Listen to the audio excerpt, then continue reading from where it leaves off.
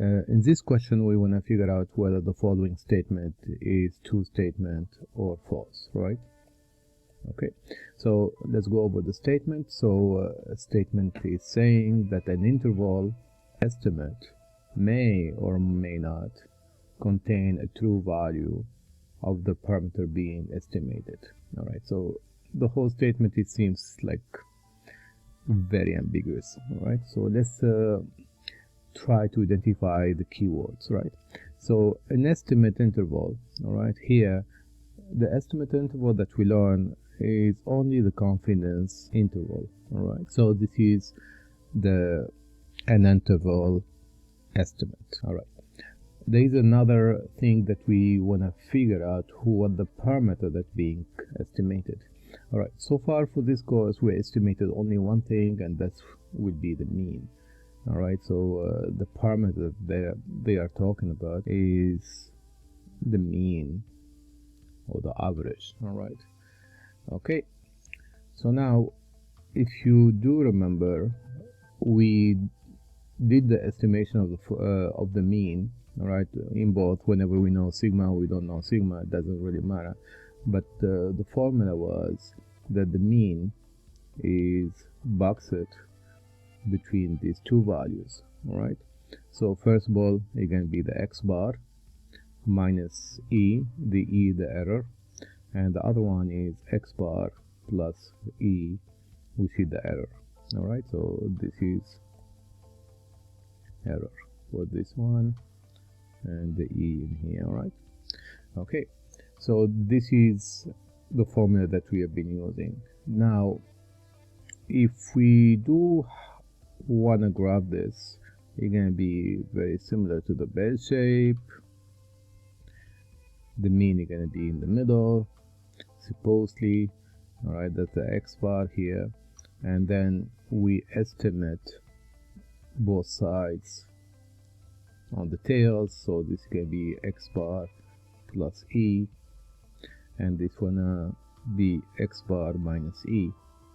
All right, so the shaded area that we have here, this is our interval estimate, or the parameters. All right, that's our confidence interval, or the interval estimate that we are looking for.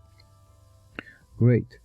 So every time we do this, obviously we are using the e, and here the e is going to be equals to, if you remember, depends, right? So the e has many expressions, but one of the expressions, if I'm using sampling, so it's going to be sigma x bar divided by radical n times z alpha over 2.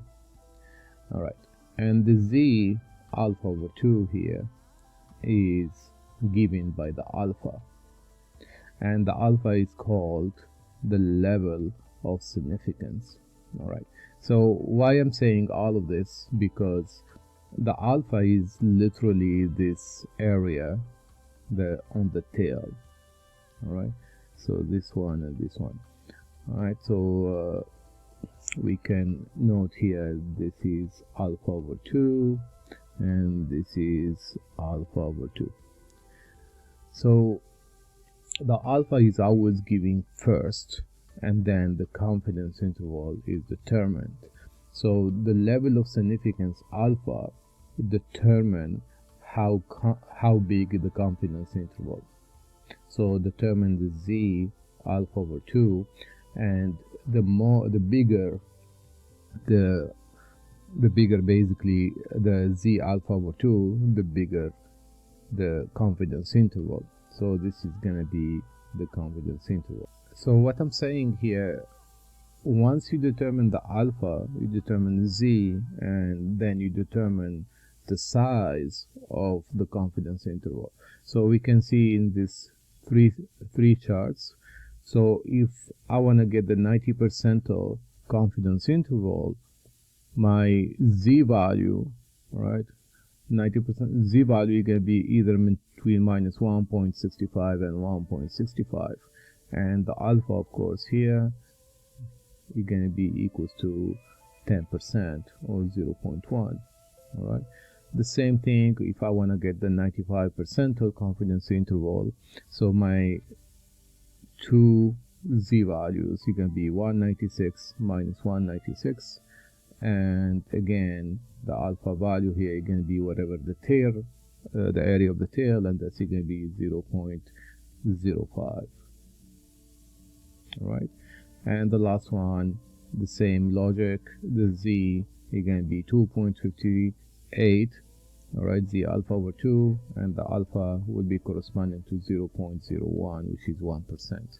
So we can notice here that the level of significance that we determine at the beginning, or is given to you in the beginning, determine the size of the confidence interval. All right, and what the meaning of this? So for instance, for this first scenario, we are 90% confident that the real mean is going to be within that red area. So the mean will be bounded here. All right, we are confident 90%.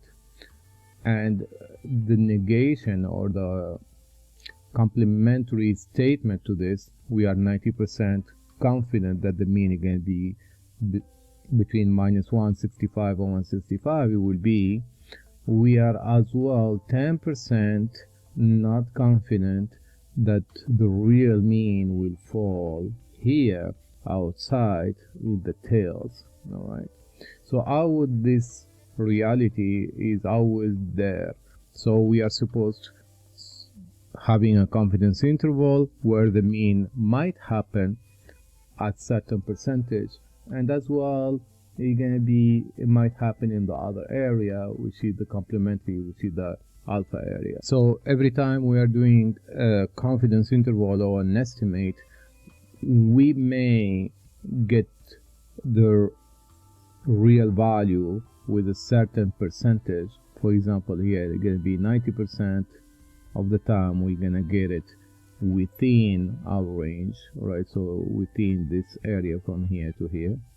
All right, and for example, 10% of the time we're gonna have it outside of this area, which is, it could be here or it could be here. So the exact value of the real mean, but it's only a prediction, and it's gonna be a prediction 90% of the time correct and 10% of the time wrong. Whenever we get an interval estimate, we may or we may not contain the real value, which is the real mean. All right, I hope this explains it. So this is a true statement, and that's all.